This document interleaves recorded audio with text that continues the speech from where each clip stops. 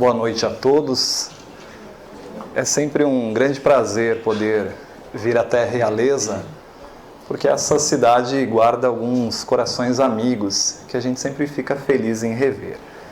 Eu agradeço primeiro pela oportunidade de retornar, especialmente pelo convite para participar, colaborando aí dessa semana espírita de Realeza, em que nós conseguimos divulgar um pouco mais a doutrina espírita.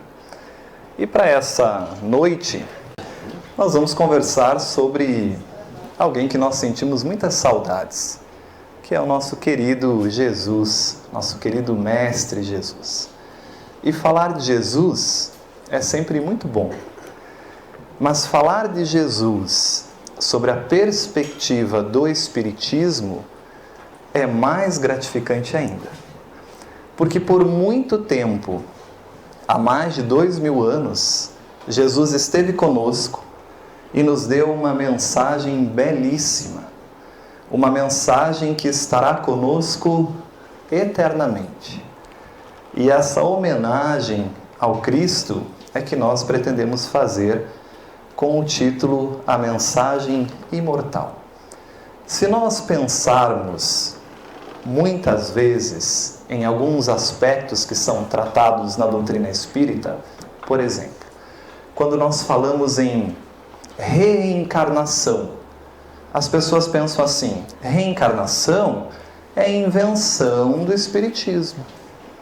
Aí nós falamos de mediunidade, as pessoas falam: mediunidade? Isso não existe, isso é invenção do Espiritismo. A pluralidade dos mundos habitados, dizer que há vida em outros planetas que não só a Terra, as pessoas dizem isso é invenção do Espiritismo. Comunicação entre vivos e mortos, entre os ditos vivos e os ditos espíritos, isso é invenção do Espiritismo. E nós vamos refletir nessa noite que esses e muitos outros aspectos não são invenção do Espiritismo. Pelo contrário, são determinações divinas, são leis criadas por Deus e que existiram desde sempre. Nós vamos ver que a reencarnação existe e existiu desde que Deus criou as leis divinas, ou seja, desde o início da criação. E que é questão de tempo para que as pessoas entendam e compreendam isso. E que mesmo você não acreditando em reencarnação, você vai reencarnar. Porque a reencarnação, sendo uma lei divina, independe do que você acredita. É uma determinação divina. Mas à medida em que nós vamos crescendo enquanto espíritos, à medida em que a gente vai evoluindo intelectualmente e também moralmente, nós vamos gradativamente compreendendo melhor o Criador e as suas leis. Querem um exemplo simples para a gente entender isso? A lei da gravidade. Quando é que se criou a lei da gravidade? Quando um cientista, estudando o universo, definiu como um conjunto de princípios matemáticos e físicos a que os planetas estão regidos e deu o nome de lei de gravidade. Mas antes disso, a lei da gravidade sempre existiu. A gente é que não conhecia. A lei da gravidade, ela não deixou de existir muito antes de ser percebida, de ser identificada. Muito antes de nós entendermos que a Terra não era o centro do universo, muito antes de nós entendermos que não é o Sol que gira ao redor da Terra, e sim a Terra que gira ao redor do Sol, a Terra sempre girou ao redor do Sol, mesmo que as pessoas falassem o contrário. Houve um tempo em que quem dissesse: não é a Terra que fica parada e o Sol que gira ao redor dela. É o contrário, é o Sol que fica ali e a Terra que gira ao redor dele. Quem dissesse isso era queimado em fogueiras, porque isso era um absurdo. E, no entanto, a Terra nunca deixou de girar ao redor do Sol. Vejamos como as leis estão aí, desde sempre. é o nosso conhecimento, é o nosso aprimoramento que nos faz ter acesso às leis. Conseguem compreender isso? Então a reencarnação, a pluralidade dos mundos habitados, a imortalidade da alma, eu poder conversar com os espíritos que de morto não tem nada, porque vivem muito melhor do que nós, não estão mais amparados, presos a esse corpo físico. Tudo isso Jesus já nos ensinava. Jesus falava sobre a crença nesse Deus único, sobre a imortalidade da alma. Falava que é possível sim nós conversarmos com o mundo espiritual, que é possível ter uma relação mediúnica. Falava da reencarnação, falava qual é o nosso sentido de estarmos aqui. Por que é que eu estou no mundo? Qual é o objetivo de eu estar aqui? Da onde eu vim? Para onde eu vou? Por que eu sofro? Por que eu sou tão feliz e algumas pessoas sofrem muito mais do que eu? Porque meus filhos são saudáveis e porque algumas crianças não são tão saudáveis. Jesus explicava todos esses aspectos que foram as grandes questões e as dúvidas que a humanidade sempre teve. E Jesus falava isso porque são leis divinas. Jesus é um espírito que atingiu já o máximo de desenvolvimento intelectual que é possível a um espírito alcançar. E o máximo de desenvolvimento moral que é possível a um espírito alcançar. Por isso ele sabe das leis divinas. Ele as compreende todas. Algumas leis que nós nem sequer fazemos ideia ainda, porque nos falta o caminho para chegar à compreensão delas. E nem por isso essas leis deixam de agir. Elas continuam agindo, independente de eu acreditar, de eu achar que aquilo é verdade ou não. Então, essa noite, nós vamos refletir alguns aspectos sobre isso. Bom, mas então, se Jesus falava disso, Jesus falava da reencarnação, então a reencarnação não é invenção do Espiritismo. Não é mesmo. Se Jesus falava de mediunidade, não foi o Espiritismo que inventou mediunidade. Se Jesus falava que é possível conversar com os espíritos no mundo espiritual, o Espiritismo não inventou nada. Então, o que é que aconteceu no tempo com as mensagens de Jesus? Por que as mensagens de Jesus, se ele falava de reencarnação, hoje ninguém acredita em reencarnação? Se Jesus falava de mediunidade, por que hoje a mediunidade é vista como algo proibido? A gente vai discutir sobre isso para entender alguns aspectos. O mais interessante é que se nós lermos os evangelhos, que são os registros do que Jesus disse, a gente tem uma tendência a cometer um erro na leitura e interpretação dos evangelhos. Os historiadores dos evangelhos dizem assim: quando a gente lê os evangelhos, a gente tem uma tendência a limitar-se somente ao que está escrito, a letra. Só que a gente esquece que Jesus falava para uma sociedade, um povo muito diferente do nosso. Diferente nos hábitos, diferente na cultura, diferente na convivência social. Na época de Jesus não havia internet. Senão ele utilizaria da internet para divulgar suas mensagens, é muito mais prático, né?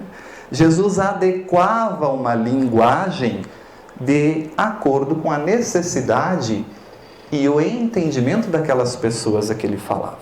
Então, um erro muito grosseiro na leitura do Evangelho é a gente ler o Evangelho e tentar transpor ele para o nosso dia, para as mesmas questões que nós vivemos, mas com hábitos e culturas diferentes. Isso não dá para ser feito.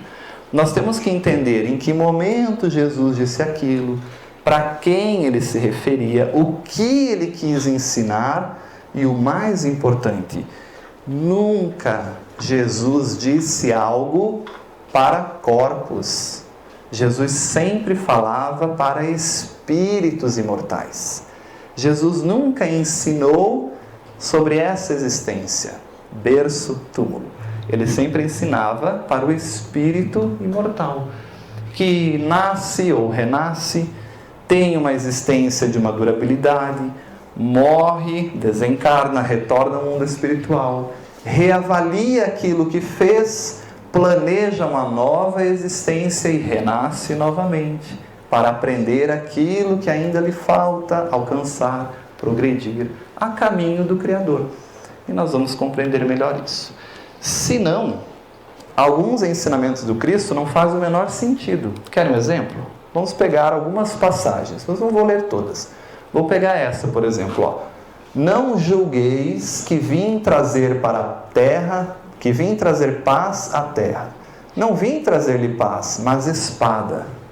Imaginemos se a gente lê isso e querer entender o que Jesus dizia ao pé da letra. Não faz sentido. Nós temos que nos perguntar o que é que está por trás desse texto. Qual é o ensinamento moral que Jesus quer ensinar ou passar por meio desta fala?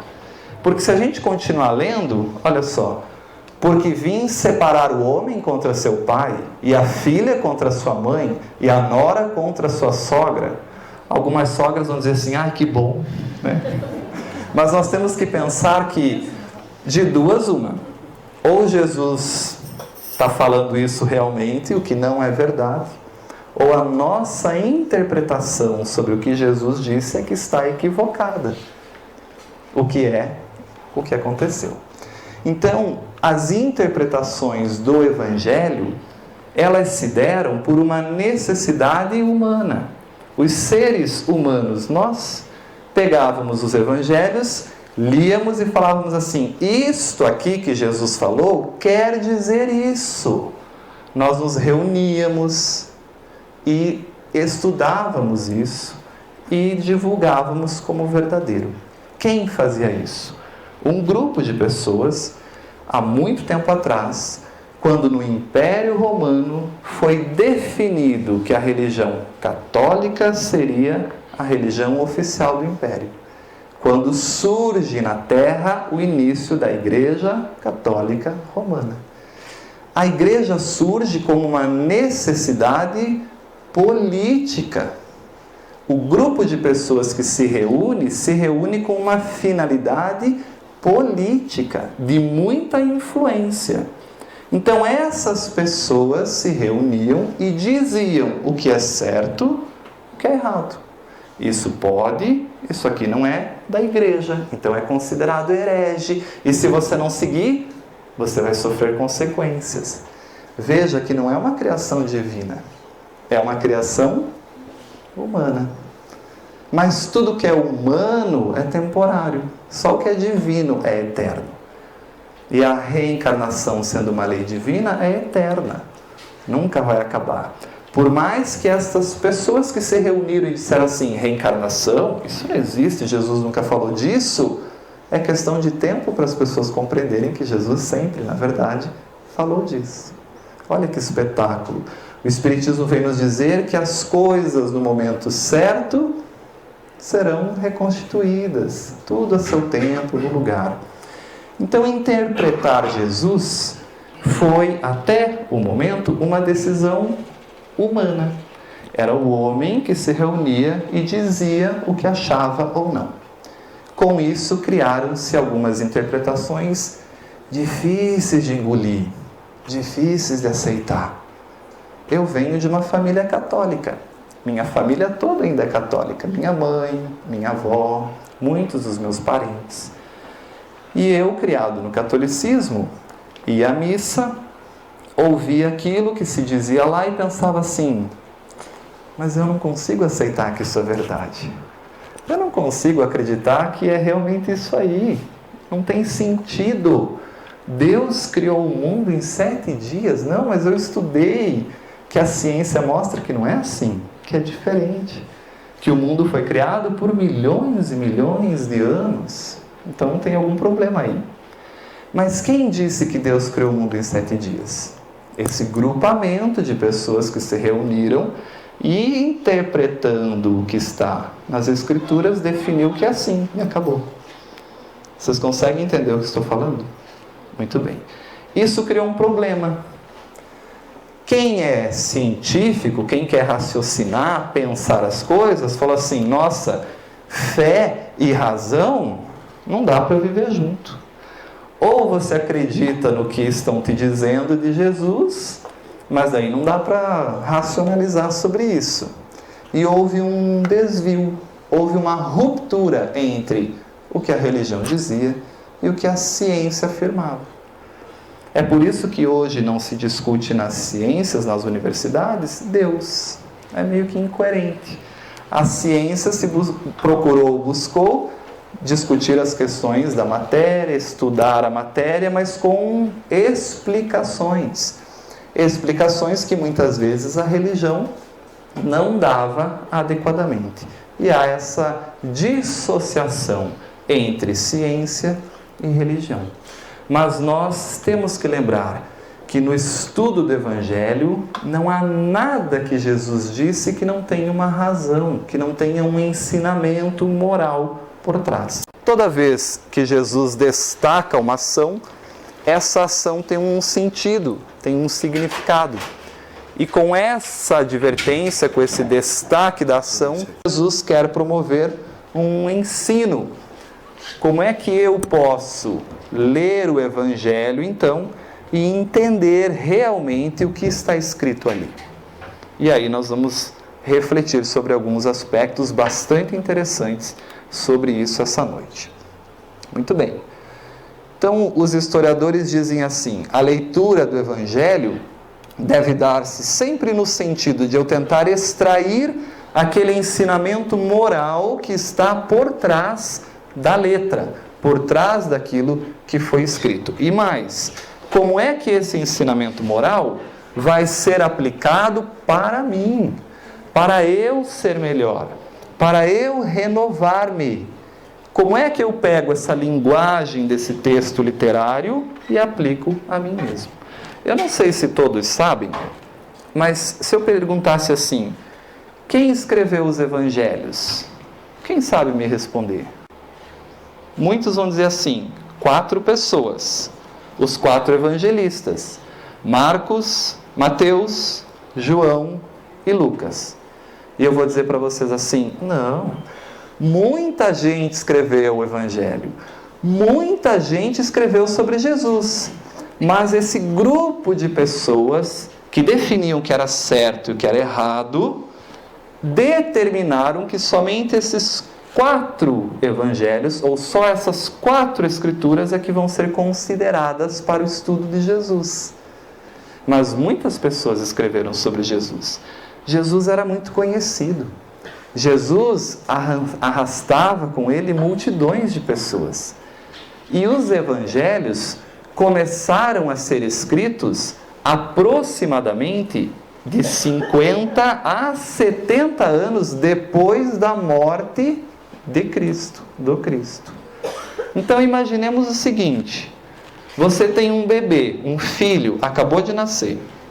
Daqui a 50 anos, eu chego para você e digo assim, fala para mim da vida do seu filho quando ele tinha recém-nascido.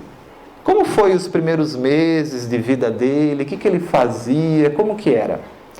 Você vai lembrar, mas você vai lembrar tudo?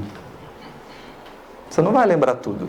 Você não vai lembrar com todos os detalhes. Você vai lembrar o que mais te marcou, não é verdade? Então imaginem, as pessoas que conviveram com Jesus, uns 50 anos depois que ele havia morrido, começaram a pensar assim, poxa, não tem nada escrito sobre Jesus. Não tem nada escrito. Nós temos que registrar isso, porque daqui um pouco eu morro. E aquilo que eu sei vou passar para quem? Porque era muito comum na época do Cristo que as coisas não fossem registradas. Dava muito trabalho escrever. Não é igual hoje, que se você quer escrever alguma coisa, você pega teu celular e digita no celular. Ou você vai ali em qualquer lugar, pega uma caneta e escreve no papel. Para escrever na época de Jesus, existia o papiro. E para fazer o papiro é um processo muito trabalhoso, de no mínimo uns 30 dias. Então, se você quiser escrever daqui a 30 dias, você tinha que começar a fazer o papiro hoje. Não era todo mundo que tinha acesso a isso. Muito menos os que sabiam escrever. Então ninguém escrevia. Os grandes oradores da antiguidade eram oradores. Sócrates, Platão, eles ensinavam pela oratória. Jesus também. Então, depois da morte de Jesus, uns 50 a 70 anos, as pessoas começaram a escrever sobre ele. E muita coisa se perdeu. Muita coisa que se escreveu sobre Jesus, nós não temos mais acesso a isso. Porque muito se perdeu. Mas muitas pessoas escreveram sobre Jesus. Recentemente, vocês devem ter visto, que não tão recentemente, que foi descoberto os manuscritos do Mar Morto. Já ouviram falar disso? São relatos da vida de Jesus. Quem escreveu? Não sabemos. Mas esse grupo de pessoas que se reuniu numa reunião, que definiu que só pode ser esses 4 que escreveram sobre Jesus, eles olham para o manuscrito do Mar Morto e dizem assim, não, isso aqui não é verdade, a verdade é só isso aqui. Como se a verdade fosse determinada por alguém ou por um grupo de pessoas. Vejamos que importante é isso. Por isso, a religião e a fé ficaram meio separadas. Então, Allan Kardec, percebendo que a mensagem de Jesus havia sido adulterada por interesses políticos e materiais, porque hoje o bonito é quem tem a igreja maior. Hoje o bonito é quem reproduz o templo de Salomão. Hoje o bonito é ter mármore no chão do templo. E Jesus em nenhum momento dos seus ensinamentos afirmou que a verdadeira igreja era uma igreja material. Tanto que ele diz assim, haverá um momento, quando ele se encontra com a mulher lá no poço, haverá um momento em que Deus será adorado nem aqui, nem ali, em nenhum lugar físico, mas sim em coração, em sentimento. Eu posso adorar a Deus em qualquer lugar, em qualquer lugar. Eu não preciso ir a determinado lugar, ou num dia específico da semana ainda. Porque a minha avó querida, que eu amo tanto, para ela a missa mais importante é do domingo. Como se Deus tivesse privilégios por alguém que vai rezar no domingo e não na segunda-feira. Como se Deus se importasse com o tamanho da saia ou o tamanho do cabelo de alguém que vai orar para o Criador. Vejamos que os equívocos não são divinos. Os equívocos são da interpretação humana de Deus, que por não compreenderem Deus, o fazem também humano. Um Deus punitivo, que castiga, como castigam os humanos. Mas isso é questão de tempo, para que a gente compreenda melhor Deus e modifique o nosso entendimento. Então Kardec percebe isso, mas mais ainda, o mundo espiritual, os espíritos regidos pelo próprio Cristo, por Jesus, que ao desencarnar, ao morrer, não morre, retorna ao mundo espiritual, somos espíritos imortais, e percebendo que a sua mensagem havia sido adulterada ao longo do tempo, convoca os emissários do próprio Cristo, aqueles que retornarão à Terra agora, e por meio da mediunidade relatarão as coisas ao seu devido lugar. E isso está compilado muito bem por Allan Kardec no livro O Evangelho segundo o Espiritismo, que é agora uma nova interpretação dos ensinamentos de Jesus, só que não é mais uma interpretação humana. Não são mais pessoas que se reuniram para definir o que é certo.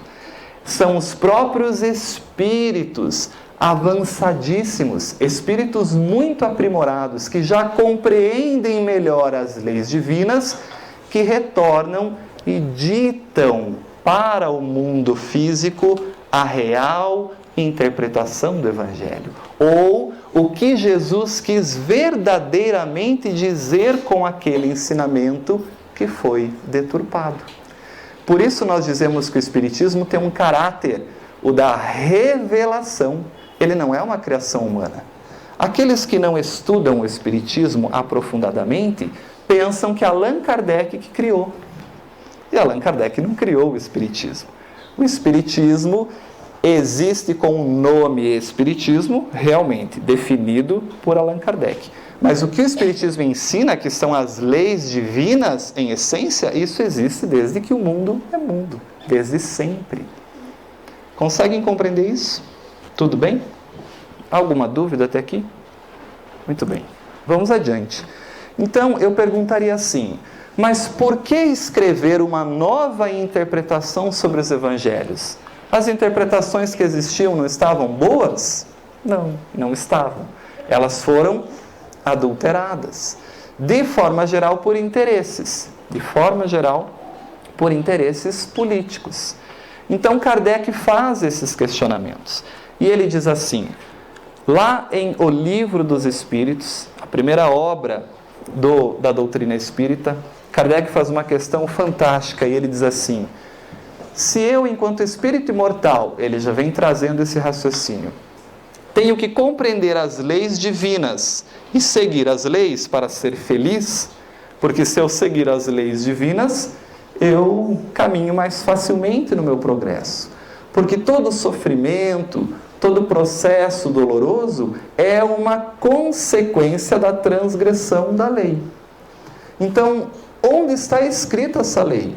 Porque eu quero estudá-la. Eu quero ler e vivenciar essa lei para eu ser feliz. E se eu perguntar para um católico onde está escrita a lei divina, o que ele vai responder? Na Bíblia. Se eu perguntar onde está escrita a lei divina para um muçulmano,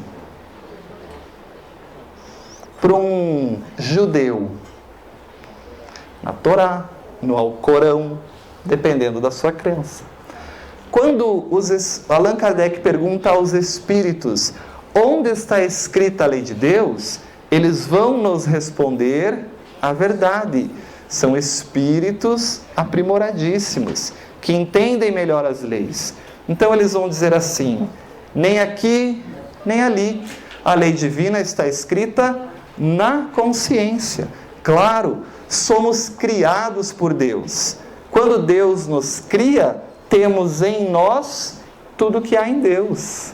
Em germe, em potencialidade. Cabe a nós desenvolver isso. Deus não cria ninguém pronto. Deus não cria anjos, meus irmãos.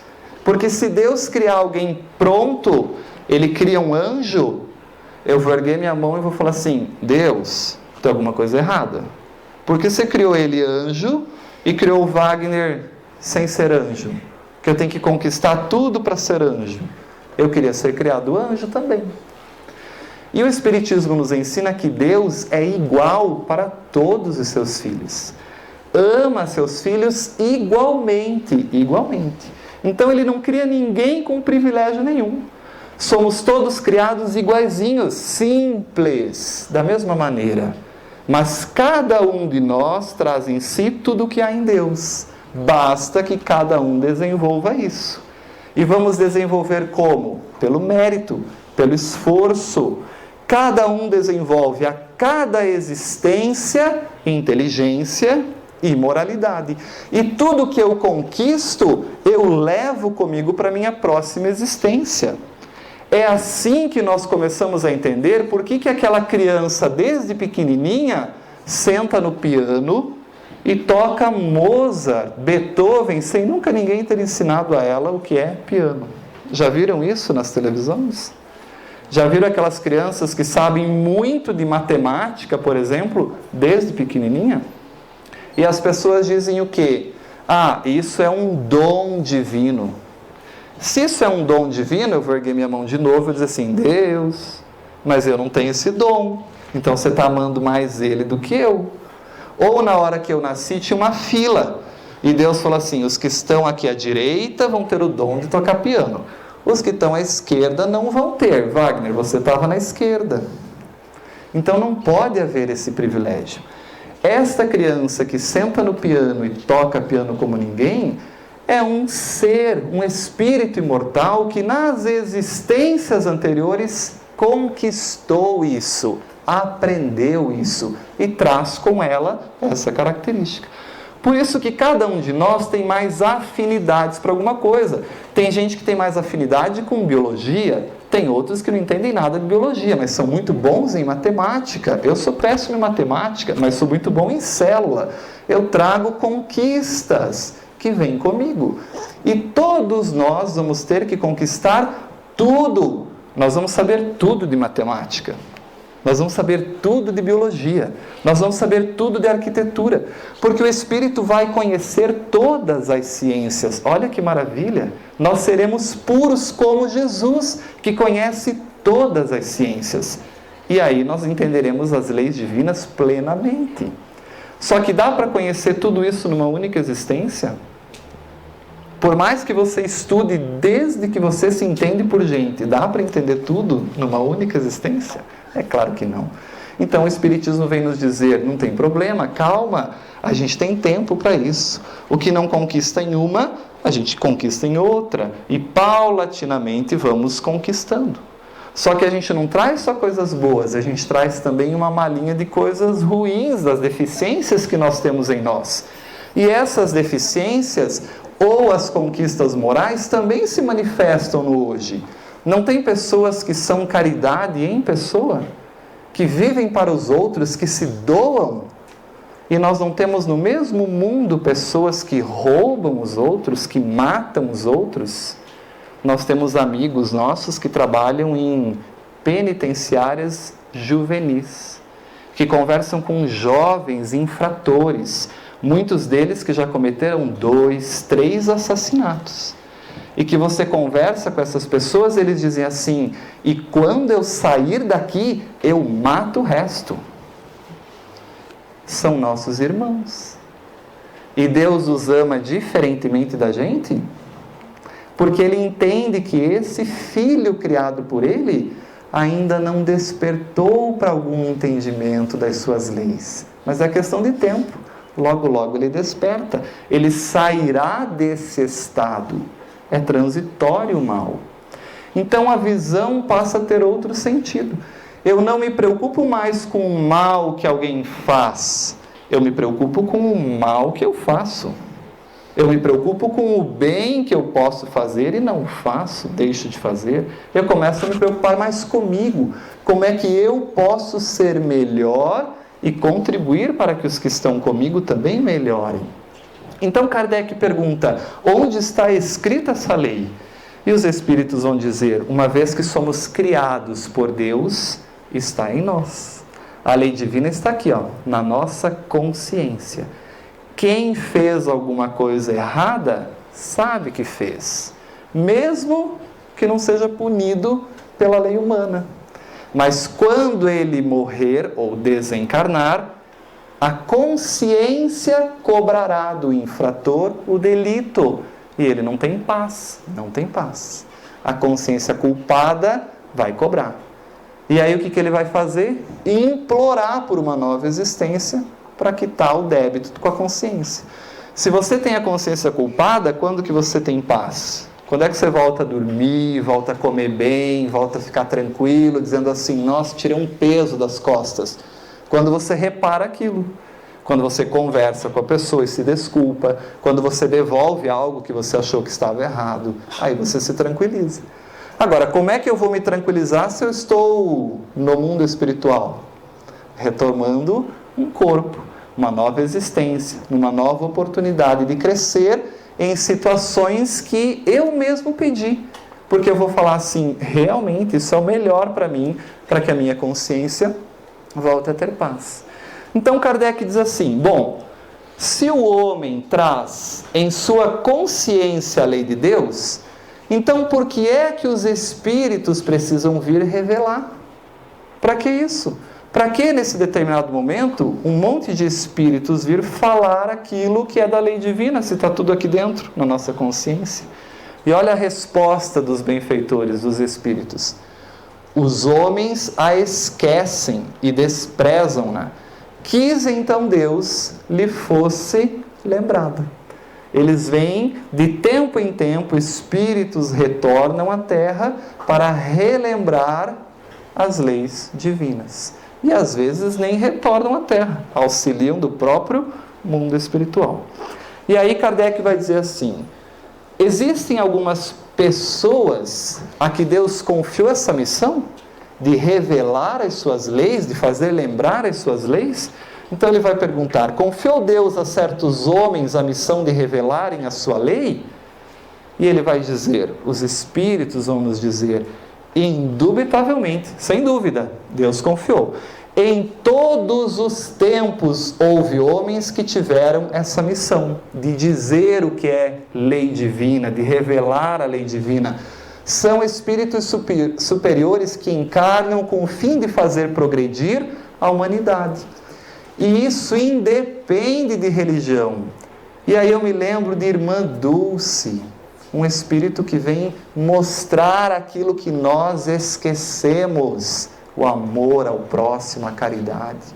Aí eu me lembro de uma Zilda Ardes, que desencarna em serviço no Haiti, numa igreja, avisando, educando aquelas pessoas quando o terremoto atinge, derruba a igreja, e ela desencarna naquela região com muitos outros irmãos. E aí eu me lembro de um Chico Xavier, eu me lembro de Mahatma Gandhi, eu me lembro de um Nelson Mandela e tantos outros exemplos que mostram a nós as leis que estão esquecidas, de amor, a lei de caridade, a lei de perdão, de auxílio ao próximo. Muito bem, olha a ideia de Kardec. Bom, se a lei está aqui, na consciência, e a gente esquece, alguém precisa lembrar, e que há pessoas que vão vir com essa missão, então como é que eu identifico essa pessoa? Qual é o caráter do verdadeiro profeta? Daquela pessoa que vai vir e que vai falar a verdade. Porque eu posso falar em nome de Deus, mas não ser verdade. E aí Kardec vai dizer assim, os espíritos vão responder a Kardec: o verdadeiro profeta é um homem de bem, inspirado por Deus. Podeis reconhecê-lo pelas suas palavras e pelos seus atos, vivência. Não dá para eu ser um verdadeiro profeta se eu falo uma coisa e vivencio outra. Se eu prego a caridade, mas eu não ajudo ninguém. Se eu falo do desapego aos bens materiais, mas eu chego no templo de helicóptero e vou embora com rios de dinheiro. Vocês entendem o que eu estou falando? Como é que eu identifico o verdadeiro profeta? Pelas suas palavras e pelos seus atos. É impossível que Deus se sirva da boca do mentiroso para ensinar a verdade. Olha a perfeição, a clareza da resposta. E aí Kardec então vai fechar com chave de ouro. Já que esse é o caráter do verdadeiro profeta, qual foi o que veio para a Terra e que foi o mais perfeito de todos? Tem alguém que foi perfeito? Qual o tipo mais perfeito que Deus tem oferecido ao homem, para que o homem que tem a lei na sua consciência que esqueceu, ou que a despreza, possa ter como exemplo para seguir as leis divinas e para vencer, para ser feliz? E aí a resposta é espetacular: Jesus. Entendemos por que a semana inteira é de uma homenagem ao Cristo? Porque Ele é o espírito mais puro, mais evoluído dos espíritos que já pisaram nesse planeta. Tudo que Jesus disse é verdade. Tudo que Jesus disse, Ele vivenciava. Não há equívocos entre a fala e a ação do Mestre. Não há. Mas se a gente não entende muito bem hoje o que Jesus disse, é porque alguma coisa foi deturpada. E aí a gente precisa colocar as coisas de novo no sentido adequado. Mas e antes de Jesus? Não havia esses mensageiros? Vai perguntar, ou melhor, a gente indaga aqui, mas e antes de Jesus? Né? Sempre houve. Jesus envia sempre esses mensageiros. Vejamos quando nós éramos politeístas, que acreditávamos em vários deuses. Não há como haver vários deuses. Não há unicidade no controle do universo, não há coerência. Imagine se eu e o Vanim somos deuses, quem dera. Eu quero uma coisa, o Vanim quer outra. A gente vai decidir como? No par ou ímpar? Vejamos que para haver unicidade nas ações tem que haver um soberano, absoluto em inteligência, em caridade, em amor, todas as virtudes em totalidade absoluta. Senão, não é Deus. Se alguém tiver qualquer outra virtude maior do que este, é este que é Deus. E aí a gente retoma num princípio filosófico lógico, tem que ter alguém que origina, tem que ter um início, que nós vamos entender que é alguém ou algo. Mas a gente não sabe se Deus é alguém ou algo ainda. Mas conforme evoluirmos, vamos compreender melhor Deus, inclusive a origem, para compreendermos esses aspectos. Então, olha que interessante, para fechar o raciocínio. Uma vez que Jesus ensinou as verdadeiras leis de Deus, pergunta Kardec, olha a lógica do pensamento do codificador. Uma vez que Jesus, você acabou de me dizer que é o modelo e guia, é Ele que é perfeito. Uma vez que Ele já ensinou as verdadeiras leis, qual é a utilidade dos ensinos, então, que os Espíritos estão nos dando? Porque agora um monte de Espíritos estão se comunicando pela psicografia e estão dizendo coisas. Qual é a utilidade disso? Se Jesus já ensinou tudo, se Ele é o modelo, se Ele é o guia. E aí a resposta fantástica. Necessidade de que a ninguém seja possível interpretar a lei de Deus ao sabor de suas paixões. Vejamos como a lei foi interpretada até agora.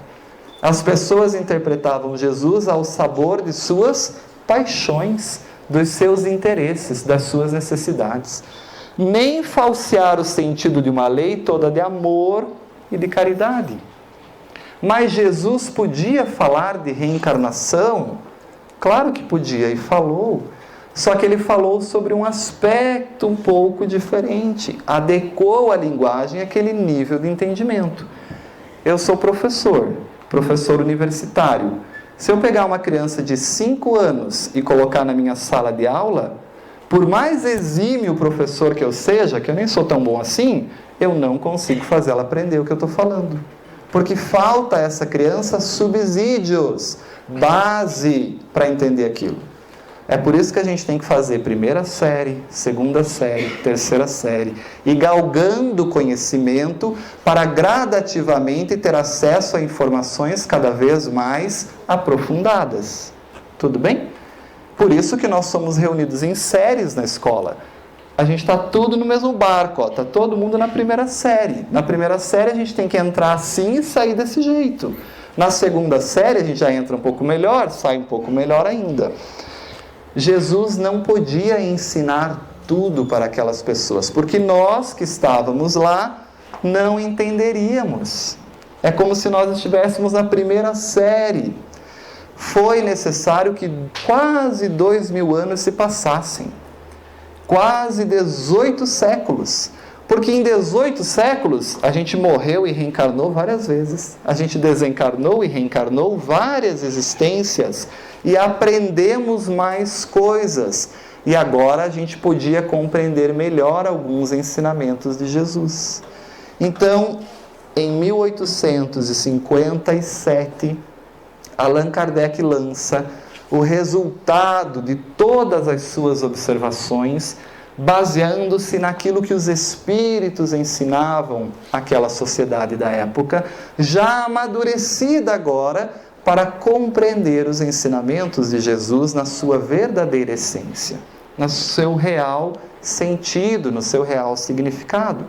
Uma sociedade mais avançada, uma sociedade culturalmente mais aprimorada, um planeta culturalmente mais aprimorado. Estamos em 1800, século XIX, saímos da Idade Média. Idade Média é onde a razão não há lugar, não há espaço para indagações, para questionamentos. A imposição dogmática é prevalente. E quem questionar isso é queimado, porque eu não tenho resposta. Quando eu não tenho resposta, do que eu uso para fazer valer a minha força? Do medo, do terror. Vejamos que era necessário compreender melhor o sentido da mensagem de Jesus. E aí, esses luminares trazem para nós, por meio da doutrina espírita, aquilo que Jesus sempre havia ensinado. Então eu comecei dizendo assim: o Espiritismo não cria reencarnação, e não cria mesmo. Pode ter criado o termo, a palavra. Reencarnação é uma palavra que Allan Kardec criou. Mas a ideia, essa é antiga, porque essa é da lei divina. Aqui no Brasil, a gente tem uma tendência a pensar assim: quem acredita em reencarnação é minoria, não é verdade? Vocês não pensam assim? Nossa, ninguém acredita em reencarnação. Mas isso não é verdade. É porque nós estamos numa cultura no Brasil, no Ocidente. Mas se você estudar as pessoas que buscam, os historiadores, as pessoas que pesquisam religião, vocês vão se surpreender. 2/3 do mundo é reencarnacionista. Então, na verdade, é o contrário. Quem não acredita na reencarnação é que é a minoria. Quem acredita na reencarnação é a maioria. 66% do mundo é reencarnacionista. Gente, nós temos muito mais pessoas no Oriente do que no Ocidente. Muito mais. O Oriente, quase em sua totalidade, é reencarnacionista. Muito bem. Só que, Wagner, se você fala então que o Espiritismo não criou a reencarnação, aonde que na Bíblia está escrito reencarnação? Porque na Bíblia não tem isso não, está escrito ressurreição. E é verdade, está certinho. Na Bíblia não existe ou não há a palavra reencarnação. E por que não há? E esses dias eu fiquei chocado, porque eu peguei uma Bíblia, que é uma tradução evangélica, e tem a palavra reencarnação. Está escrito assim: não acreditarás em reencarnação. Eu falei, uau, isso sim que é adulteração, porque reencarnação foi criado por Kardec. Se isso aqui é a Bíblia, foi escrito muito antes dele. Então foi traduzido, e a pessoa não fez uma tradução, fez uma versão, é a versão dela, de quem escreveu aquilo. Porque a palavra reencarnação foi criada em 1857. Antes disso não existia essa palavra. Não existia. E por que é que Kardec cria essa palavra? Porque não adiantava para Kardec pegar a ideia dos judeus da época de Jesus, ressurreição. Os discípulos de Jesus, as pessoas que conviviam com Jesus, acreditavam que nós éramos espíritos imortais. Todos, a grande maioria, na verdade, tinha íncito a ideia de que o espírito sobrevive à morte e retorna para uma nova experiência. O problema é que eles não sabiam como isso se dava. Eles sabiam que a gente morria, que esse espírito era imortal, mas eu não sabia como eu voltava.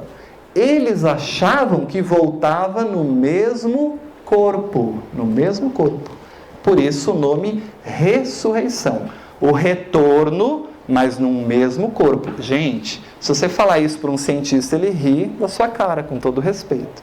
Ele vai falar assim: como é que um corpo que está apodrecido, que já nem existe mais, porque toda essa matéria foi reutilizada pela natureza para fazer nova matéria, uma lei de Lavoisier, na natureza nada se cria, tudo se transforma. Como é que eu vou poder usar um corpo que já não existe mais para o retorno? Mas essa era a ideia que eles tinham, por uma ainda infantilidade, uma dificuldade de compreender o retorno. Ainda estávamos lá na primeira série, a gente não sabia fazer cálculo de logaritmo. Apesar de que eu estou no ensino superior, também não sei, né? Mas no sentido de que o conhecimento é gradual. Então essa palavra foi criada por Kardec porque ele queria ensinar queria mostrar aquilo que os Espíritos ensinaram, de que o Espírito retorna, mas não no mesmo corpo, num corpo novo, num corpo diferente daquele empregado anteriormente. Então não dava para ele usar a palavra ressurreição, porque ressurreição não quer dizer isso. Então ele cria a palavra reencarnação, que quer dizer exatamente tomar um novo corpo para a experiência do espírito imortal. Então a reencarnação, ela sempre fez parte das reflexões do povo hebreu. As pessoas reflexionavam sobre isso naturalmente. Só que a grande indagação é: como é que voltamos? Como a gente volta? Como é que se dá isso? E o termo empregado era ressurreição. Então na Bíblia não está escrito reencarnação, está escrito ressurreição. Mas a ideia de reencarnação está lá. Está lá. E eu vou mostrar para vocês como isso é verdade. Muito bem. O povo hebreu, então, tinha dificuldade para compreender como é que se dava esse retorno ao corpo. E as pessoas que estudavam Deus, tinha um grupo de pessoas que estudavam fervorosamente as leis divinas. Chamavam-se fariseus. Fariseu, você não podia querer ser fariseu. Você tinha que merecer ser fariseu. Era uma pessoa muito culta, muito inteligente, tinha que ter um domínio muito grande da oratória, do conhecimento, da retórica, tinha que saber convencer pela palavra. Aí você podia estudar as leis divinas, ir lá no templo e divulgar isso e falar isso. E existia um fariseu muito culto, chamado Nicodemos. Já ouviram falar de Nicodemos? Nicodemos era muito culto. E Nicodemos ouve Jesus falando sobre o retorno do Espírito a um novo corpo, o retorno do Espírito a uma nova existência. E ele fica pensando: mas como é que isso é possível? Como é que eu posso voltar? E ele busca Jesus. Nicodemos conversa com Jesus. E a gente vai mostrar esse discurso. Deixa eu só adiantar aqui um pouquinho, para a gente entender onde é que está a ideia da reencarnação na Bíblia. E aí, o discurso é assim: e havia entre os fariseus, isso está relatado no Evangelho de João, e havia entre os fariseus um homem chamado Nicodemos, príncipe dos judeus. Veja que João dá a entender o cargo que ele ocupava. Ele não era qualquer fariseu, ele era o fariseu. Ele sabia muito das leis. Este Nicodemos foi ter de noite com Jesus, porque ele ouviu Jesus na multidão falar sobre a reencarnação, o Espírito retornar ao novo corpo, e ele fica pensando naquilo. Então ele busca Jesus à noite e vai conversar com ele. E diz assim: Rabi, bem sabemos que és mestre. Olha o fariseu que era um pouquinho diferenciado dos demais. Ele percebia em Jesus alguém diferente. Ele percebia que Jesus ensinava a lei melhor que ele. Entendia as Escrituras melhor do que ele. Então ele reconhece em Jesus um mestre. Bem sabemos que és mestre e vindo de Deus, não é qualquer mestre. Olha que legal a questão de Kardec. Como é que eu reconheço o emissário divino? Pelas ações e pelas palavras. Vejamos isso no Evangelho. Vindo de Deus. Porque ninguém pode fazer estas coisas, esses sinais que tu fazes, se Deus não for com ele. Imagina que Jesus curava leprosos, devolvia a visão a cegos. Se eu não entendo como é o mecanismo, o que eu vou falar que é? Milagre. Não, você não sabe, as pessoas não andam, Jesus toca e a pessoa volta a andar, é milagre. Mas hoje nós sabemos que não é milagre. Hoje a gente entende o fluido, entende a manipulação do fluido pelo pensamento. Era o que Jesus fazia. Ele manipulava o fluido, restituía perispiritualmente a saúde. Mas isso é assunto para outro momento. Então, ninguém pode fazer esses sinais que tu fazes se Deus não for com ele. Jesus respondeu e disse-lhe: na verdade te digo, Nicodemos, que aquele que não nascer de novo, gente, a palavra é clara, nascer de novo, nascer novamente, nascer de novo, não pode ver o reino de Deus. Claro, porque eu não consigo numa única existência conquistar a pureza. Ser desenvolvido em inteligência, em espiritualidade numa única existência, é muito pouco tempo. Então eu preciso da reencarnação. São várias existências que eu vou conquistando e galgando essas experiências para chegar nesse reino. Que reino é esse? O estado de felicidade. Não é um reino material. Não é uma igreja, um templo. Não é esse o reino divino. Jesus nunca falou sobre matéria. Jesus falava sobre a transcendência, para os espíritos imortais. E aí, Nicodemos então indaga e Jesus diz que ninguém pode ver o reino se não nascer de novo. E Nicodemos, como não entendia o processo, pergunta: mas como pode um homem nascer sendo velho? E aí está implícita a ideia. Eles acreditavam no retorno, mas não sabiam como isso acontecia. Bom, mas eu tenho que voltar no mesmo corpo, Jesus. Eu já sou velho. Como é que eu vou entrar de novo no útero da minha mãe e usar o mesmo corpo se eu já envelheci? Como é que eu vou nascer de novo? É isso que ele pede. Como pode um homem nascer sendo velho? Pode, porventura, tornar a entrar no ventre de sua mãe e nascer? Veja a ideia da ressurreição. Retornar no mesmo corpo. Jesus então vai explicar para ele que não é assim. Que a gente volta, mas não no mesmo corpo. A gente volta num corpo diferente. Para aqueles espíritos, para nós que estávamos lá, da onde as coisas materiais surgiam? Da água. Tudo que era material tinha uma origem, era da água. Naquela época se acreditava nisso. Hoje a ciência mostra que não é assim. Esse era um pensamento daquela época. Na Idade Média também se acreditava que a Terra girava ao redor do Sol. A ciência depois mostra que isso não é verdade. Aliás, dizem os bastidores da história que Galileu Galilei, Nicolau Copérnico, quando inquiridos sobre a Inquisição, tiveram que abjurar, dizendo que não era verdade mesmo. Bobos que não tinham nada, eles abjuraram. Falaram, não, está certo, é verdade. É o Sol que vai girar, a Terra é o centro, porque eu não quero morrer, não sou bobo. E, no entanto, no finalzinho ali, diz que eles falaram assim, e, no entanto, é a Terra que move. Porque eles tinham convicção, certeza, de que era a Terra que se movia. Então, pode porventura tornar a entrar no ventre de sua mãe e nascer? Então Jesus vai responder, na verdade, te digo, Nicodemos, que aquele que não nascer da água, da constituição material, eu preciso de um corpo, da onde vai vir a matéria? A matéria para aquele povo vinha da água. Então Jesus utiliza, aquele que não nascer da água e do Espírito não pode entrar no reino de Deus. Jesus está dizendo assim, para o Espírito tomar um novo corpo, ele precisa de duas coisas. O próprio corpo material, que vai ter origem na matéria, é da água, mas precisa do Espírito imortal. Por isso ele vai dizer, é necessário nascer do corpo, da água, e do Espírito. Tem que ter o componente Espírito imortal.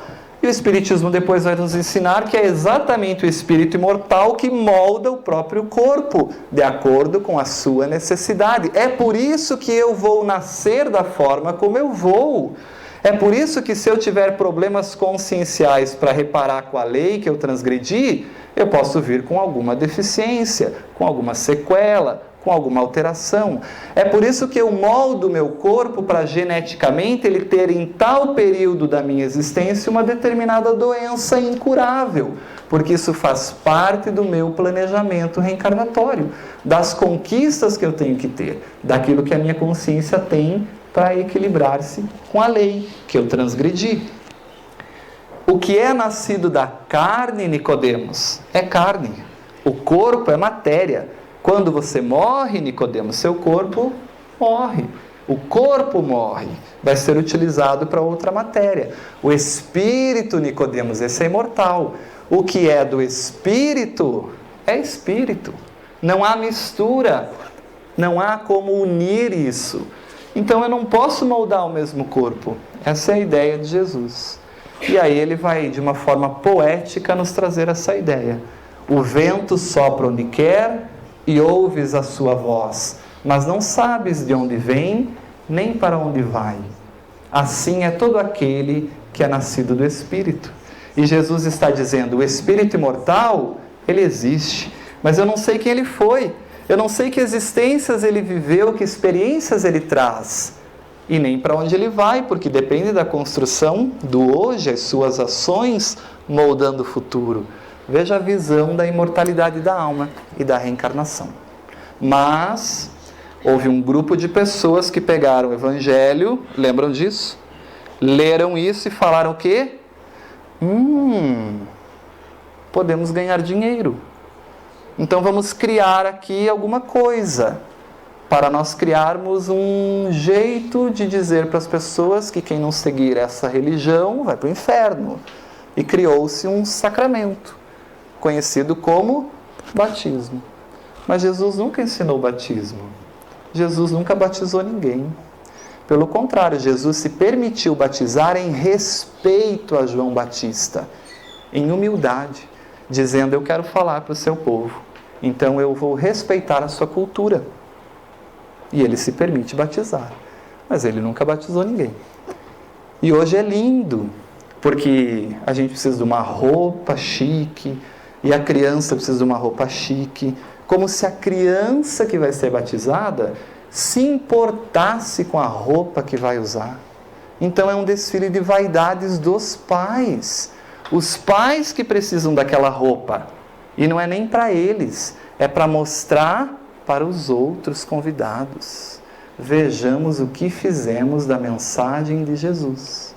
É por isso que as coisas têm que ser retomadas ao seu verdadeiro sentido. Jesus ensinava a reencarnação e criou-se uma cultura que não tem absolutamente nada a ver com o ensinamento. Tudo bem até aqui? Estou pegando muito pesado ou não, Vanessa? Me controla. Muito bem. Vamos avançar um pouquinho então.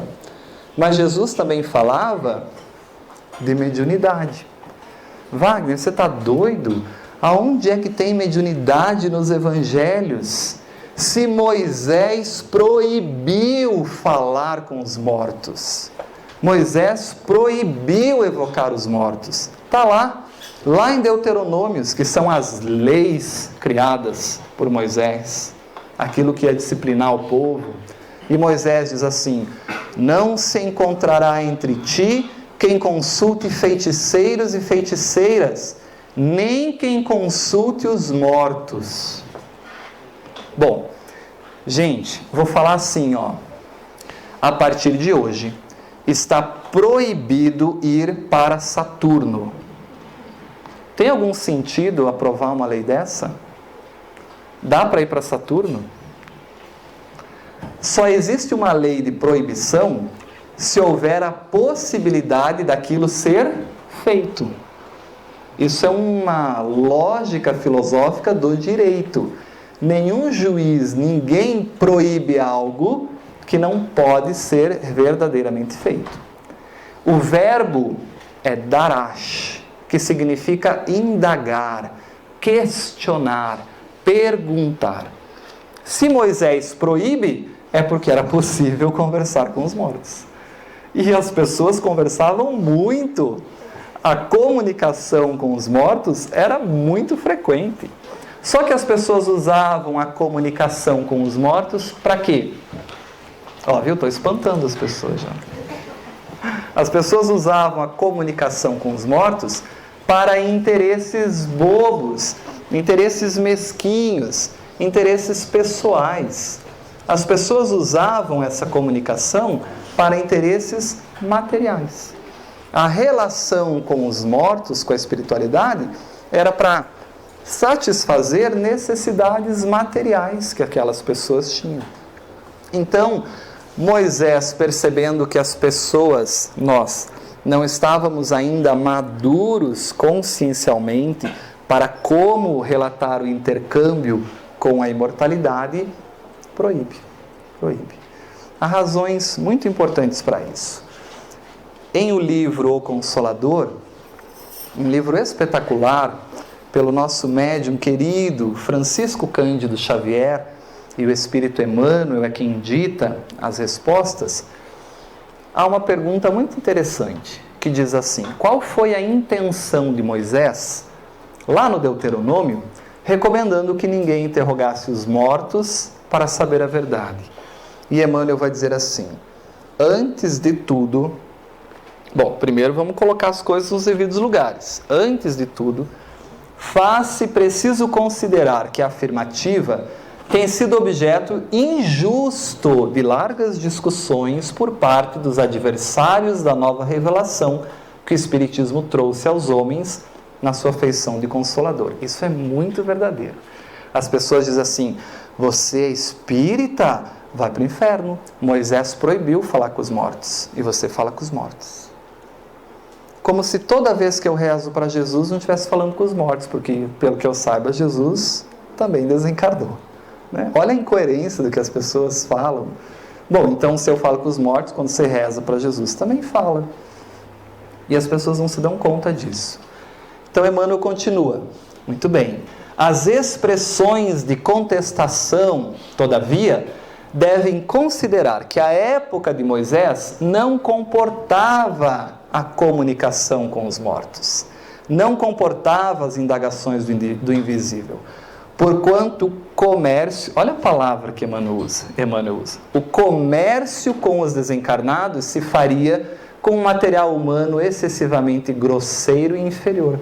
Claro, a gente não entendia ainda muito bem essa relação.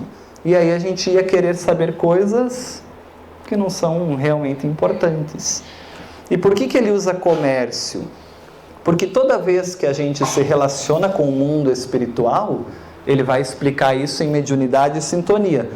Toda vez que se direcionam rogativas e pensamentos à esfera superior, na expectativa com que se congregam os companheiros encarnados, na procura de reconforto, movimentam-se em resposta falange de servidores fraternos e amigos, estimulando as obras do bem para a alegria de todos. Entretanto, não nos esqueçamos, porém, de que o movimento é de intercâmbio. Você está interrogando, mas eles vão exigir algo em troca. É um comércio, é uma troca. E o que eles vão exigir em troca?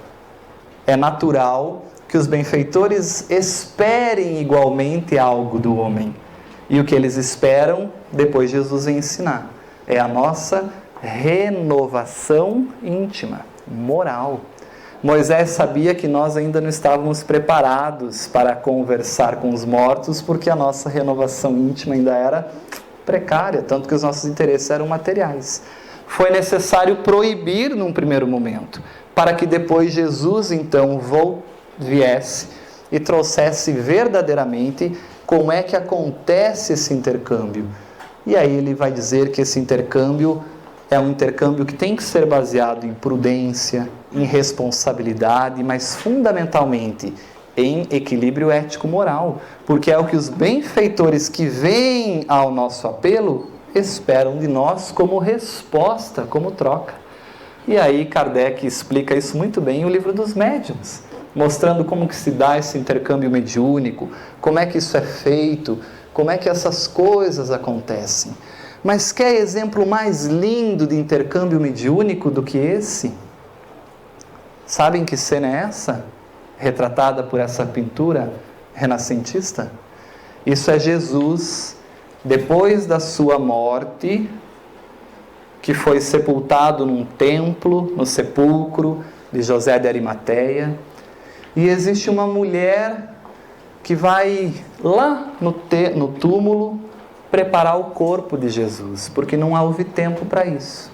Era muito comum na época que ao morrer alguém, os familiares preparassem esse corpo. O corpo era envolto em faixas, em panos, com muitos óleos, com muitos perfumes. Era um respeito, era um último carinho que se dava àquela pessoa que se amava. E então se enterrava, não como a gente enterra hoje.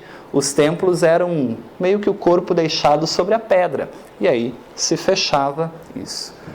Essa mulher conhecera Jesus um pouco antes. Seu nome, Maria de Magdala. uma prostituta da cidade de Magdala, que procura Jesus e renova-se intimamente. Ela era muito rica. Maria de Magdala era riquíssima. É ela que pega um perfume caríssimo, vocês vão lembrar da história, e despeja nos cabelos de Jesus, e aquele aroma invade o ambiente, e as pessoas pensam, que perfume caro, bom. E Judas, que tinha a visão material do reino, ele não conseguia entender o reino no mundo espiritual, para ele o reino era aqui, ele pensa assim, nossa, podíamos vender esse perfume e fazer muito dinheiro, né? A visão de muitos de nós é a visão de Judas, material, da construção do reino aqui. Vou construir um templo de Salomão. Então Maria de Magdala busca Jesus. Quando ela chega até o túmulo, como é que está o túmulo? Com a pedra aberta. E ela se assusta, porque ela pensa assim, roubaram o corpo do meu querido mestre. E ela vira-se e volta em desespero para avisar os apóstolos, para avisar a mãe de Jesus, Maria, para avisar Pedro, que haviam sumido com o corpo de Jesus. Porque ela vê a pedra afastada, ela entra, ela não reconhece, não acha o corpo, e ela vira-se para voltar. Quando ela vira-se para voltar, ela ouve Maria. E ela imediatamente reconhece a voz. Era de Jesus. Ela se vira e vê Jesus e corre para abraçar o mestre. E o que ele diz para ela? Não me toque. Claro, porque Jesus se mostrava em perispírito. Ele já havia desencarnado, era um espírito, e nós, quando desencarnamos, estamos envoltos pelo nosso perispírito.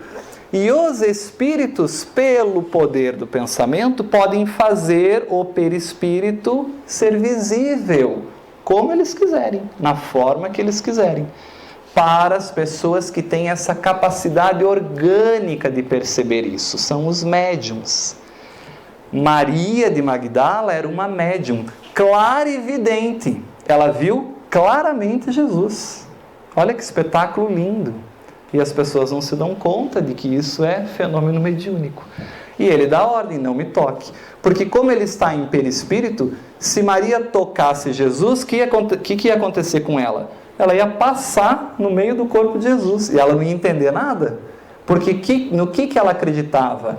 No retorno do Espírito no mesmo corpo, ressurreição. Eles não entendiam ainda. Então Jesus apropriadamente se mostra com a mesma forma do seu corpo físico. Então ela entendeu, é verdade, o Espírito retorna. E ela volta a avisar, porque Jesus diz, não me toque, apenas vá e diga aos outros que eu vivo. E aí ela retorna e avisa e dá a notícia. Tomé, um dos discípulos, quando ouve Maria falando que Jesus está vivo, o que ele diz? Não acredito não, eu só acredito vendo.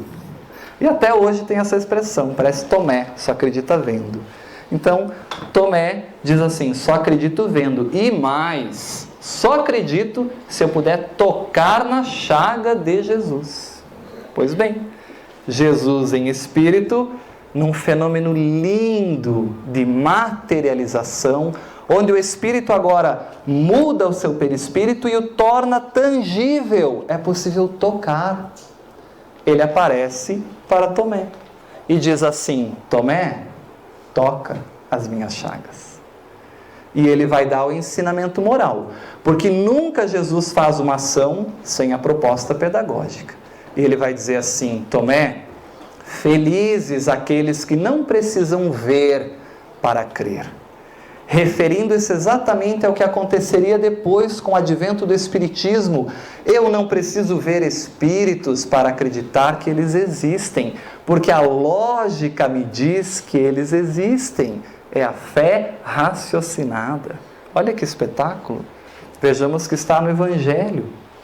Mas o fenômeno mais bonito mediúnico para nós nos encaminharmos para o final é Pentecostes. Pentecostes é uma palavra que significa 50 dias depois. 50 dias depois da morte, da crucificação de Jesus, acontece um fenômeno muito curioso, que Emmanuel vai nos relatar de uma forma interessante. E ele diz assim: ao se completar o dia de Pentecostes, 50 dias após a crucificação de Jesus, estavam todos juntos no mesmo lugar, todos os discípulos, os seguidores de Jesus. Que lugar era esse? Jerusalém, uma cidade chamada Jerusalém. E nessa cidade de Jerusalém havia inúmeras pessoas, forasteiros, pessoas que falavam vários idiomas. Era um grande encontro, havia pessoas de variados locais, porque Jerusalém era um local interessante do ponto de vista comercial, onde transitavam muitas pessoas. Então havia pessoas de Jerusalém, pessoas de fora, que falavam os mais variados idiomas daquelas regiões. E Emmanuel diz assim: de repente surgiu um som do céu, semelhante ao que traz a ventania violenta, e encheu toda a casa onde estavam sentados. E se tornaram visíveis línguas como fogo, que se distribuíam para eles, e sobre cada um deles sentou. Então imagine os discípulos, do céu começa a vir fogo no formato de língua e senta na cabeça de cada um dos apóstolos. E então eles começaram a falar em diversas línguas. Veja que isso está relatado muito bem em Atos dos Apóstolos, pela própria arte. Isso é um quadro lindo também, renascentista, que mostra a ação de Pentecostes. O que é isso? Gente, isso não é nada mais, nada menos do que os Espíritos modificando o fluido, aquilo que existe em todo o universo, e dando a esse fluido a forma que eles querem. Eles podem dar a forma de fogo, a forma de flor, a forma de água, a forma do que quiserem. É um fenômeno mediúnico extraordinário, em que o mundo espiritual entra em contato direto por um fenômeno mediúnico com os discípulos. E os discípulos começam a falar na língua de quem? De quem o Espírito quiser falar. Se eu for médium que consiga falar, se eu tiver essa faculdade, eu posso entrar num transe mediúnico, sintonizar com o Espírito, e eu não sei falar francês, mas se o Espírito quiser comunicar-se em francês, ele comunica-se sem problema nenhum. E com isso, os apóstolos conseguiram falar nos diferentes idiomas para aquelas pessoas. Então, Emmanuel nos esclarece: no dia de Pentecostes, Jerusalém estava repleta de forasteiros, filhos da Mesopotâmia, da Frígia, da Líbia, do Egito, cretenses, árabes, partos e romanos, que se aglomeravam na praça extensa quando os discípulos humildes do Nazareno anunciaram a Boa Nova, atendendo a cada grupo da multidão em seu idioma particular. Olha que fenômeno mediúnico extraordinário. Os discípulos eram médiuns, psicofônicos, é o nome que Kardec depois vai dar. Já existia psicofonia na época de Jesus? Sim, só que não com esse nome. Esse nome é dado por Kardec. Já existia clarividência na época de Jesus? Sim, mas não com esse nome, porque Maria de Magdala viu Jesus. E não foi só ela. Depois ele começa a aparecer para mais pessoas, nós sabemos disso. O que é isso, senão um fenômeno mediúnico? Está no Evangelho. Muito bem. E para nós encerrarmos, uma última mensagem imortal do Cristo, que é a mensagem mais linda, na minha opinião, que é exatamente da vida futura. Até então, nós não sabíamos muito bem o que acontecia conosco depois da morte. Algumas pessoas que se reuniam e diziam o que é certo e o que é errado, diziam que quando você morria, você tinha dois caminhos: ou você vai para o céu, ou você vai para o inferno. Se você for bom, você vai para o céu. Se você for mal, você vai para o inferno. E quem está no céu não pode ir para o inferno. E quem está no inferno também não pode ir para o céu. Aliás, se você foi mal e foi para o inferno, você vai ficar lá para sempre. Você não sai de lá nunca mais. E se você foi para o céu, você ficará no céu eternamente. Também, não sai de lá nunca mais. E eu me pergunto, como é que a gente pode acreditar por tanto tempo nessa bobagem, nesse absurdo que não é lógico?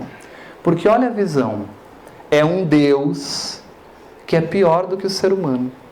Porque ele diz assim, Wagner, você não foi um bom filho, você vai para o inferno, porque você transgrediu a lei. Agora, sua mãe, Wagner, ela foi boa, ela vai para o céu. E eu fico pensando, minha mãe me ama, acho que me ama. Será que ela ficaria feliz no céu com o filho no inferno? Mas ela vai ter que ficar, porque eu não posso mais sair de lá. E se eu me arrepender, eu me arrependi, meu Deus, eu estou arrependido. Agora não tem jeito, vai ficar aí, você já foi julgado, já teve o juízo. Olha que visão absurda que a gente faz do Criador. Não é uma visão da lei divina, essa visão é humana, é uma interpretação humana do que a gente acha que quer dizer alguma coisa que está escrito. Veja como o tempo filtra as verdades. Então nós tínhamos essas duas fatalidades, ou eu vou para o céu, ou vou para o inferno. Quem vai para o céu fica lá, eternamente, sei lá fazendo o quê? Ouvindo anjo, tocar harpa. Eu sempre brinco que eu preferiria ir para o inferno, porque é mais agitado pelo menos.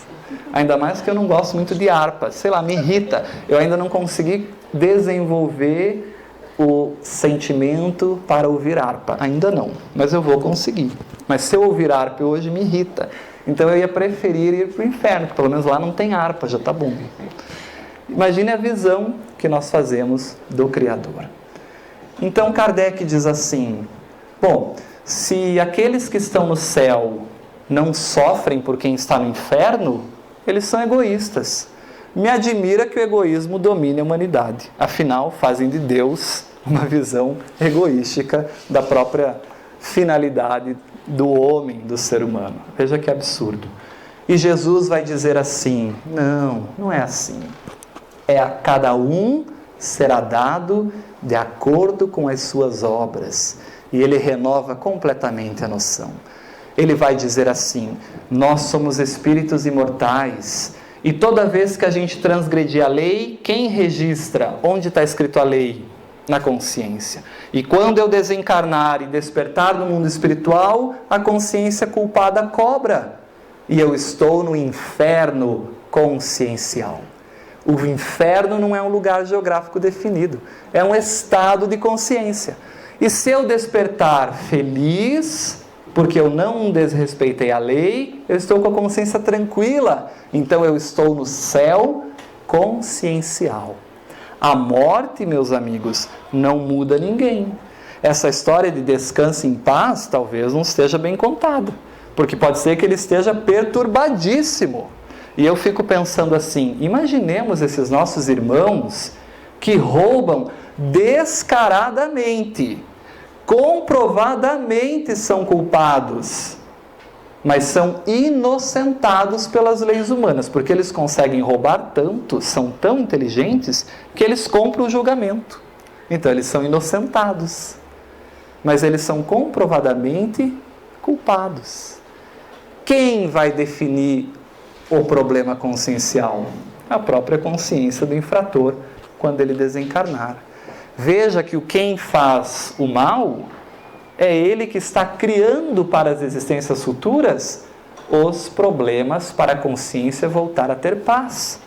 E aí eu me pergunto assim, se aquele político de hoje, e nós estamos numa Câmara de Vereadores, soubesse que ao desviar o dinheiro público, que vai ser revertido para a construção de um posto de saúde num bairro que necessita, se ele soubesse que toda vez que alguém precisar daquele posto que não foi conseguido, ele vai ser responsável perante a lei, e ao desencarnar a consciência vai cobrar, ele vai exigir, ele vai pedir assim, por favor, deixa eu retomar isso, deixa eu adequar a minha consciência.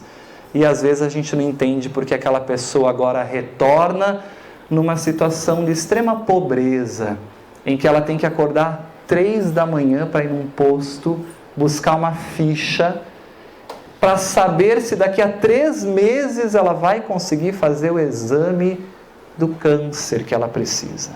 E às vezes, quando ela fizer esse exame, o câncer já vai estar tão invasivo que ela não terá mais cura. Mas às vezes o Espírito pede isso, para devolver à lei, consciencialmente, aquilo que ele transgrediu. Então olha que fantástico que é isso, porque se alguém fala mal de mim, o problema não é meu, o problema é de quem fala mal de mim. É ele que está transgredindo a lei, é ele que terá que dar conta disso com a consciência quando desencarnar. Então Jesus diz assim, a cada um será dado segundo as suas obras, não tem como escapar. E ao desencarnarmos, nessa vida futura, não há o céu e o inferno. Há sim o céu e o inferno consciencial, porque nós teremos que devolver à lei aquilo que roubamos ou transgredimos. E isso não é punição. Deus não faz isso, agora você vai voltar lá e vai pagar por isso. Não. Deus nos mostra onde erramos. E nós, por entendermos onde erramos, queremos corrigir. É a própria consciência que exige a reparação. Então nós somos privilegiados por ter uma nova oportunidade de recomeçar sobre situações que nós mesmos vamos criar de acordo com o que fizemos. É por isso que uns nascem na riqueza, outros na pobreza, outros na miséria absoluta. É por isso que uns vão conseguir galgar a faculdade, outros vão morrer analfabetos. O que será que esta pessoa fez no ontem para que a ação repercuta no hoje? O Espiritismo nos esclarece e isso nos dá conforto. Vejamos como Jesus falava de todos esses aspectos.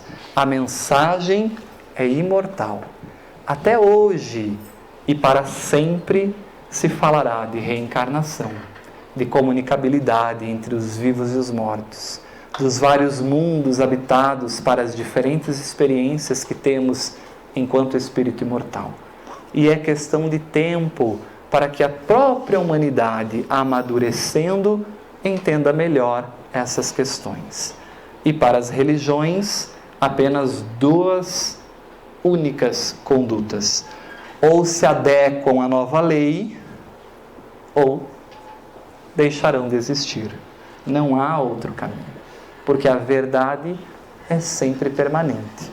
Tudo que é invenção, tudo que é falseamento da lei divina é temporário, porque a lei maior é que cada espírito vá progredindo e conhecendo a verdadeira e total lei divina.